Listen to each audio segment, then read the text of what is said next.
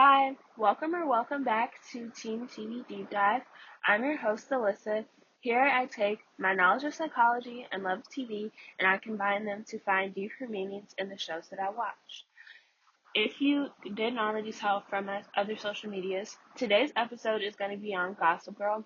It was a hit show in the early 2000s and early 2010s, and it's a really good show. I highly recommend you watch it. It has so much drama, and by like just a couple seasons of it, you'll think that you're on the Upper East Side too. So if you haven't already, I would definitely recommend that you check out Gossip Girl. And today's episode has a lot going on, like I said, so much drama and different characters. So I thought it would be nice to go by character for like the most major ones that are in the show. So setting is really important in the show. So it takes place in the Upper East Side of Manhattan, New York City, and it surrounds a bunch of rich kids. Their parents are all super important business moguls and things like that. It's a lot of a faster lifestyle, parties, clubs, fashion shows, all that types of things. It just focuses on what high society does and where the youth is at. And there's this website called Gossip Girl. No one really knows who's behind this, and in the earlier seasons, it doesn't really matter who's behind it. But basically, anyone in the city can send in gossip tips and just bad things and rumors and secrets about their classmates to the site, and it gets blasted where anyone can see. And it creates a lot of drama and just wreaks havoc over the whole show. So it's really important to think about when you talk about things of identity, secrecy, and the relationships that happen on the show. So first character we're gonna get into is Serena Vanderwoodson. She's the it girl of Gossip Girl, and she's returning from this mysterious absence. No one really knows why, but it's a lot of talk around it because she's so popular. And now that she's come back, she wants to rebrand herself as a better person and a good friend and things like that. But she's struggling because no one can really see her past the party girl, and she kind of had a problem with drinking. So that's why I think that she's so drawn to Dan, because Dan doesn't know Serena prior to who she was when she met him. She was a lot healthier and just in a better headspace when she met Dan than before. And I think a lot of guys where Serena's used to being around don't really see her for much more than that party girl that she was before. So I think that's why she gets along with Dan so well. I think Serena still loves the spotlight and the spotlight loves her. It's almost constant where she's like the talk of the town in newspapers. Even super fancy institutions want to get her and just have her around and her name tied to them because she's such an important person. But I think a lot of times Serena feels like she has to dim her light in order for her friends and her boyfriends to shine. Which I hope that in the later seasons, Serena will break out of that and she'll be her best self and she won't have to dim her light for anyone else. Moving on to Serena's best friend, Blair Waldorf. She's the queen bee of the show. She has like all the perfect friends. She's really popular and she kind of deems who's in and who's out at their school. And Blair is definitely a perfectionist. She strives for perfect grades. She has a perfect boyfriend, Nate Archibald, and they have the best relationship ever. And her mom is a fashion designer, so of course she has really nice clothes and she's always on top of the trends. But you see that Blair has a need for control. Like I said, she will drive herself crazy trying to construct this perfect life, and she'll go at no end to maintain it. I think that stems from how neglectful her parents are, and you definitely see that it impacts her self-worth. Her mom is a famous fashion designer, and I believe that her dad is a lawyer, so they're really busy, and then her dad eventually ended up leaving Eleanor and Blair to go be with his boyfriend, so he's not in her life much at all. And I think that Blair feels like if she has this perfect life, does the best she can in school, and has all these like notable things going for herself, that it'll make her parents notice her and kind of give her that validation that she's looking for. but it won't. Like at this point, they haven't made the effort to give her attention and love and like be parents for her. I don't think they ever will. You see that Blair is a really nice girl. Like I said, the more vulnerable moment she has when she wants that approval from her parents shows that nice side of her. But then you'll see that she'll go to any length to keep her perfect life. And I think that's where she has a little cognitive dissonance. You'll definitely see Blair throughout the show lie, cheat, manipulate, or anything to get what she wants. And I think that Nate and Chuck are good representations of the cognitive dissonance that Blair has between that good side of her and that bad side of her. Because Nate is perfect on paper, he's very handsome, he's just the perfect boyfriend for what Blair wants in life. But her and Chuck have a lot more mental and intellectual connection when they talk. And Chuck isn't really like the talk of the town by any means. So Blair's kind of conflicted on who should she choose. Should she go with her brain and what's best for her brain, or should she go with her heart? And that's something that you see Blair's character struggles with a lot throughout season 1. Moving on to Dan Humphrey, he's the outsider of the show. He's poor in comparison to all the other kids. He's still fairly wealthy because his family lives in Brooklyn, but it's poor in comparison to Manhattan's most elite, but he serves as a moral compass of the show because he has those more humble beginnings and he's a lot less morally compromised than the other characters in this show. And he definitely displays class consciousness, and that's kind of where, based on your class, how you navigate the world. And so you see with Dan, because he comes from a more middle class type background, he is a lot more humble, and he kind of has this theory that if you work hard, good things will happen. But you see a lot of his other counterparts don't believe that. They'll do almost anything other than work hard to get what they want. And that's where Dan is different, and he's kind of more refreshing for some of the characters in the show, like Serena. And social identity theory, and that's where, based on your interactions with other people, is how you form your identity. So now that Dan is in like a higher world, he's kind of adjusting to how high society acts, but at the same time, he's kind of forming himself and some moral beliefs that he's not willing to budge on as he interacts with these other people and sees how terrible their morals are. It kind of shapes him into who he is. And Dan's family dynamic is probably one of the best ones on the show. He has a great relationship between him and his dad. There's a lot of love and communication between Rufus, his dad, and Dan, as well as him and his sister are really close, and just their family spends a lot of time together. Even though their mom is kind of in and out of the picture in season 1, they still have a lot of love, and Dan has a lot more security with his parent than a lot of the other characters do. And I wanted to get more into the relationship between Dan and Serena, but more from his POV, because honestly, Dan is just a regular schmegular guy. If the it girl of the Upper East Side approached him, of course he's gonna go for it, and of course he's gonna say yes. So I guess there's really no surprise as to why Dan wouldn't like Serena. She's very pretty and really nice, especially in comparison to all the other Upper East Side girls and all the rich girls on the show. She's very down to earth. So I kind of see why he likes her too. Moving on into Nate Archibald, he's definitely the golden boy of Gossip Girl. He's very handsome. His family's really rich. I think he's an athlete, but I don't think you ever really see what he actually plays. You just hear that he's like athletic or whatever.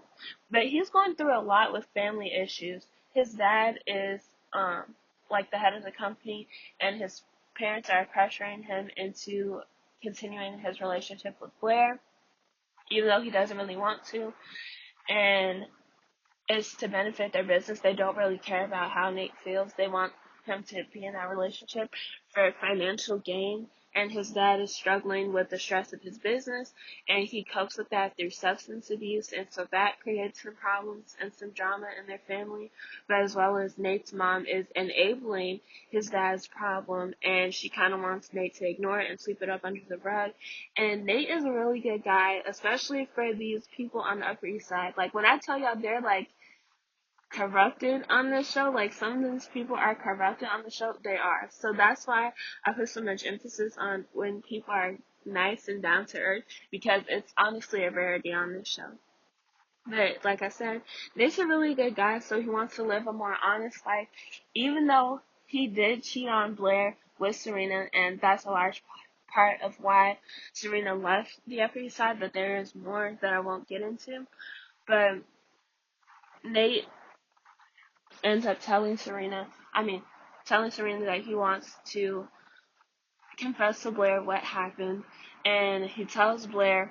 Blair honestly forgives him for some reason because she wants to hold on to her perfect reputation, but he wants to try and move on and be a more honest guy, and his parents are making that almost impossible for him to do that in the situations that they're putting him in. I honestly feel like Nate is a chronic people pleaser. He wants to be that perfect boyfriend that Blair wants, but at the same time, he kind of wants to be with where he feels in his heart is best for him, and you can kind of tell that he has those feelings for Serena, but at the same time he wants to make sure his parents are happy with him and keep their family business successful, so he's trying to commit to this relationship with Blair as best as he can, but his heart's not really in it. So I definitely think that Nate has a lot more going on and a lot more to him than what may meet the eye, and I think that he's my favorite character on the show because of that.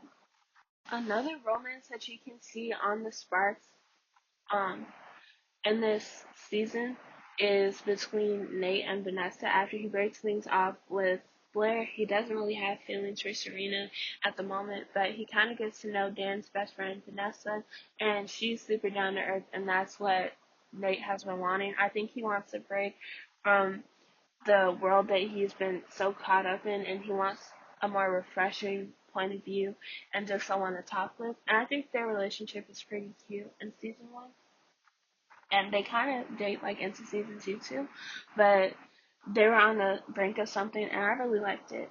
Moving on into the next character, we're going to talk about Chuck Bass, and he's a certified creep. I don't understand like how people like Chuck or even prefer him over Nate, because there are so many things that he's done so bad. Like the way that he treats women is terrible. He even SA'd someone in like the first 3 episodes of season one. He's just a terrible person, and I don't know how anyone got over this or like forgot about that, but I didn't. And Chuck kind of has this soft spot in his heart for Blair, even though they kind of manipulate each other and kind of bully each other almost, because they don't want to admit that they have feelings for each other. He has this spot in his heart for Blair and Blair only, and you kind of see that he'll kind of mess with Blair's head anytime she tries to move on in a relationship, but at the same time he'll push her away when she tries to get closer to him. So it's a really weird situation that they have going on, and I just don't like Chuck. He's very much icky. I don't like him. He's gross. But moving on into Jenny Humphrey, she's Dan's little sister. She's very impressionable.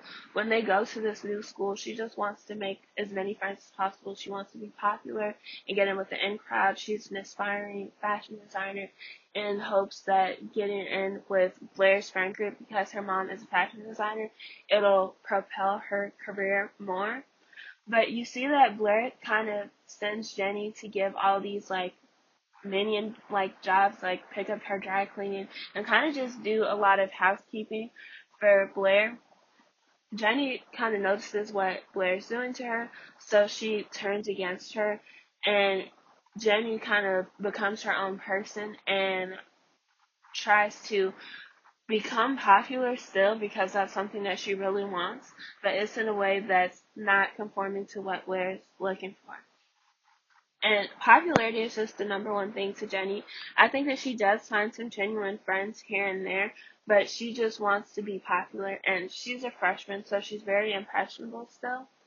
But you see over the course of like the show that they just do Jenny more and more dirty, and we'll get into that as we talk about later seasons.